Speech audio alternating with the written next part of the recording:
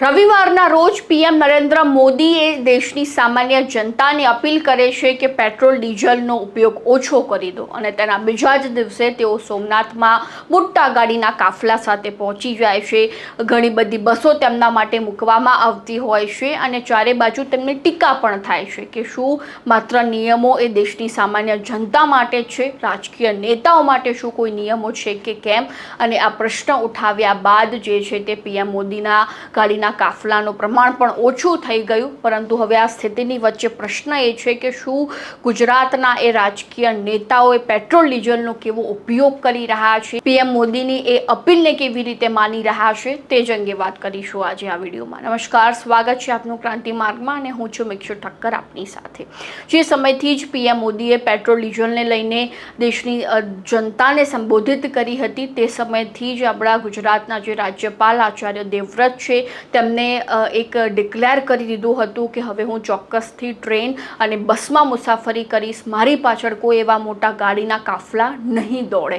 પરંતુ બીજી બાજુ મુખ્યમંત્રી, નાયબ મુખ્યમંત્રી અને આપણા ગુજરાતના ધારાસભ્યો, સાંસદોની જો વાત કરવામાં આવે તો પીએમ મોદીની અપીલ બાદ ચોક્કસથી તેમને ગાડીના કાફલાનું પ્રમાણ તો ઓછું કરી દીધું છે અને ક્યાંક ને ક્યાંક જનતા માટે પણ એ દેખાડો શરૂ કરી દીધો છે કે હા ભાઈ, અમે પણ પેટ્રોલ ડીઝલનો ઉપયોગ નથી કરી રહ્યા, તમે પણ ન કરતા। પરંતુ રાજકીય નિષ્ણાંતો એવું કહી રહ્યા છે કે આ નેતાઓનું માત્ર રાજકીય નાટક દેખાવામાં આવી રહ્યું છે કે પ્રજાને એવું લાગે કે હા ભાઈ, નેતાઓ પણ જે છે તે પેટ્રોલ ડીઝલનો વપરાશ નથી કરી રહ્યા। ખરેખર જો તમે એવું માની રહ્યા હોય કે પેટ્રોલ ડીઝલનો જે છે તે વપરાશ ઓછો કરવો જોઈએ તો તમે શું કરવા ટ્રેન અને બસની મુસાફરી નથી કરતા, શું કરવા તમે એ લક્ઝરિયસ ગાડી જે 50 લાખ કરોડ રૂપિયાની ગાડીઓ હોય છે, શું કરવા તમે એમાં ફરી રહ્યા છો।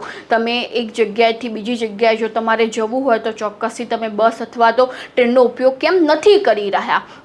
જેવી રીતે સામાન્ય જનતા એ ધક્કા ખાઈને સામાન્ય દિવસોમાં પણ બસો અને ટ્રેનોમાં જતી હોય છે તો એ બસોમાં તો ધારાસભ્યો માટે પણ જે છે તે સીટ રાખવામાં આવતી હોય છે, તો એ ધારાસભ્યો, સાંસદો કે અન્ય મુખ્યમંત્રી હોય તો તેમાં એ બસ કે ટ્રેનમાં મુસાફરી કેમ નથી કરી રહ્યા। હા, ચોક્કસથી તેમની ગાડીનો કાફલો તો ઓછો કરી દેવામાં આવ્યો છે પરંતુ હજુ પણ એ 3 ને 4 લક્ઝરિયસ ગાડીઓ જે છે તે તેમની પાછળ જોવા મળતી હોય છે। એટલે રાજકીય નિષ્ણાંતોના કહેવા પ્રમાણે આ એક માત્ર રાજકીય નાટક જોવા મળી રહ્યું છે કે પ્રજાને એવું લાગે કે હા, પીએમ મોદીની અપીલ જે છે તે ગુજરાતના નેતાઓ પણ માની રહ્યા છે કે પેટ્રોલ ડીઝલનો ઉપયોગ અમે નહીં કરીએ। પરંતુ એ રાજકીય નાટક ક્યાં સુધી ચાલશે, ક્યાં સુધી તમે એ સામાન્ય જનતાની આંખોમાં ધૂળ નાખતા રહેશો કે હા ભાઈ, અમે પણ સામાન્ય જીવન જીવી રહ્યા છીએ। પરંતુ જો ખરેખર જો સામાન્ય જીવન જીવવું હોય તો તમે ટ્રેન અને બસમાં મુસાફરી કરી શકો છો એ લક્ઝરિયસ ગાડીઓ મૂકીને।